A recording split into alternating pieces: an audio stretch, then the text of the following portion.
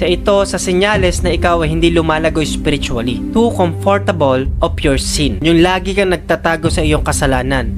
At meron din namang gumagawa ng kasalanan ng hayagan na. Yung wala nang pakialam basta gagawin niya kasi komportable na siya sa ginagawa niyang kasalanan. Oo, Kristiyano siya pero may tinatago siya sa paggawa niya ng kasalanan.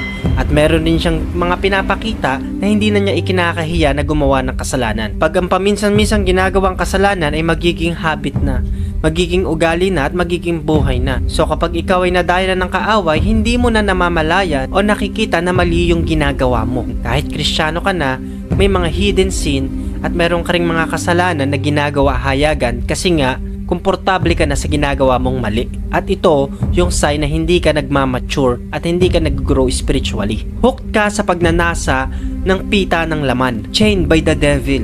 Hindi mabitawan ang kasalanang ginagawa na matagal lang tinatago. Wala na lang sa'yo yung ginagawa mong kasalanan. Normal na lang sa'yo ang masaktan ng Diyos. Too comfortable of your sin. Hindi ka na nakukonsensya sa paggawa mo ng mali. Wala nang realization sa'yo. Nagbubulag-bulagan ka sa mga maling bagay. Nagbibingi-bingihan ka sa pagpapatuloy sa kasalanan.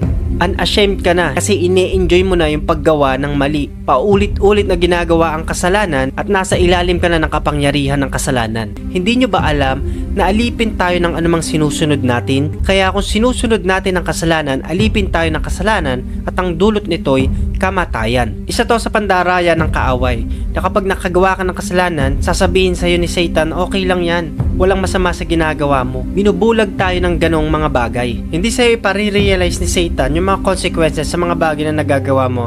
Kasi nga, ang gusto niya mag-enjoy ka doon, maging komportable ka sa kasalanan. Ito'y tatandaan mo kapatid. Kung gusto mo na magbago, kahit hook ka na doon sa paggawa ng kasalanan at paulit-ulit cycle lang nangyayari, gagawa ka ng kasalanan, hingi ka ng tawad. Makakagawa ka uli ng kasalanan, tapos lalapit ka sa Panginoon, tapos dadayain ka uli. Ikaw ay servant ng Panginoon. Hindi ka alipin ng kasalanan. Ikaw ay lingkod ng Diyos. Ang pumuprotekta sa'yo ay yung dugo ng Panginoong Jesus. Kaya walang magagawa ang kaaway dahil balot ka ng proteksyon ng dugo ng ating Panginoong Hesukristo. Kung sumusunod tayo sa Diyos, mga alipin tayo ng Diyos at ang dulot nito ay katwiran.